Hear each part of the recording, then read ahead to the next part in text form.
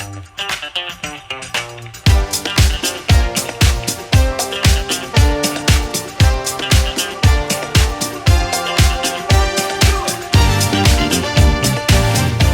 this James the Bike Guy, we're taking a look at a performance road bike with a bit of an aero advantage. That's right, we're checking out the 2021 Trek Emonda SL5. And in this video, we're gonna go into some of the frame features, the part spec on the bike, and then of course, we'll find out exactly what it weighs. So if this kind of thing is interesting to you, sit back, enjoy, and let's check out this bike. To begin this video, we should talk about where this Trek Emonda lines up in Trek's lineup. So there's several different types of road bikes out there. Generally, there's a lightweight climbing bike. Generally, there's an endurance road bike. There's also a gravel bike. And in a lot of cases, there's an aerodynamic bike as well. And for 2021, Trek is mixing the Aero road bike and the lightweight climbing bike together for their new Emonda series. So this Emonda is gonna have really integrated cable routing, super slick and Aero frame. It's gonna have a very clean look to the carbon fiber layup. And it's also gonna be designed to be lightweight, but still super stiff and snappy so that it's gonna be a great climbing bike as well. You know, you might call this more of an all-around performance bike because it's blending in a lot of those capabilities. The other thing comes into the fit.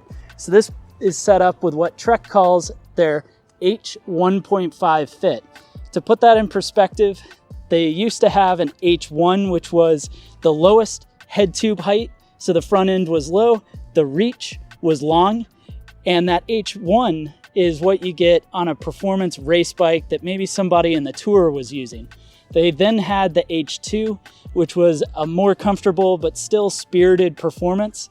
And then they had the H3, which is more of the endurance fit, say similar to what you would get on a Trek Domani. And so in this bike, they've split the difference between H1, that race fit, and H2, that spirited fit, for a more performance 1.5 fit. So that means the front end is a little lower, the reach is a little longer, but it's not so much so that your average rider couldn't get comfortable on the bike. The other neat thing is the way they're integrating everything into the frame. You can see cool details like this top cap that moves that says go, go, go.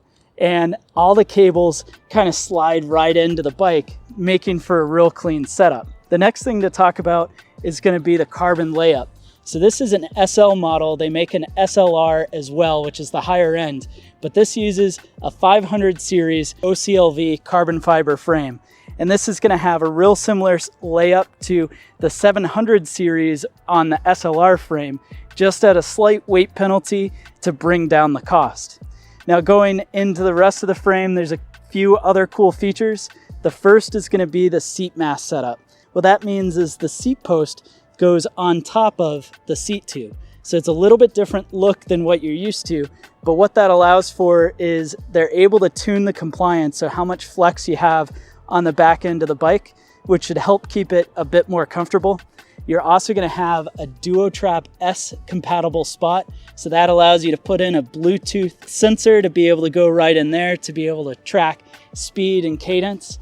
The front end of the bike is gonna be set up with this nice carbon fiber fork, and then the bike is gonna be through axle and disc. So through axle means you've got a axle that's going through the frame, stiffens up the front end, makes disc brakes a lot easier to line up. So you've got 12 by 100 up front, and then you've got a 12 by 142 spacing in the rear. Speaking of the rear, let's talk about the drivetrain. So an SL5 version means that this bike is gonna come with a 105 drivetrain. This is Shimano's workhorse drivetrain. It works extremely well and it performs much like some of the higher end ones as well. So you've got that 105 R7000 rear derailleur going through to an 11-speed cassette, which is gonna bring you up front to this Shimano 105 crankset. The crankset is gonna be a 50-34 chainring combination, and it's shifted with a Brazon 105 front derailleur. And this is gonna be a nice setup for the bike. Now, bottom bracket wise, this is a T47 threaded bottom bracket, nice and stiff and a good setup for it. And you're gonna have down tube and seat tube water bottle mounts. so you can carry plenty with you on a ride. The controls on the bike are going to be operated with these mechanical shift but hydraulically actuated brakes. So you've got the 105 shifters. These are going to use an internal button here to shift a harder gear, the whole lever over for an easier gear, and then you can pull back for braking on the bike. The neat thing is this is set up where you can shift and brake in the hoods, as well as shift and brake in the drops too. These brakes are actuating the Shimano 105 2-piston calipers. These are flat mount disc brakes with 160 millimeter rotors, both front and rear. For a cockpit, you've got the Bontrager Comp handlebar. This is an alloy handlebar with a 31.8 millimeter clamp. It's then going to be connected with this blender stem, which you can see has a spot for you to be able to use a GoPro standard mount for a light, computer, all sorts of things like that can be mounted right on top. And then in back, you're going to have the Bontrager Verse saddle with steel rails mounted up on the aluminum seat post. For a wheel set, this has Bontrager's Affinity disc rims.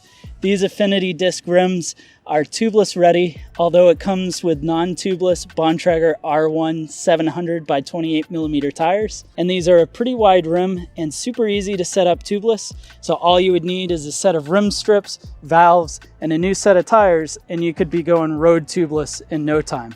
So now that we've taken a look at some of the features and designs of this Trek Emonda SL5, let's go ahead and find out exactly what this bike weighs. The actual weight of the Trek Emonda SL5 comes in at 20.70 pounds.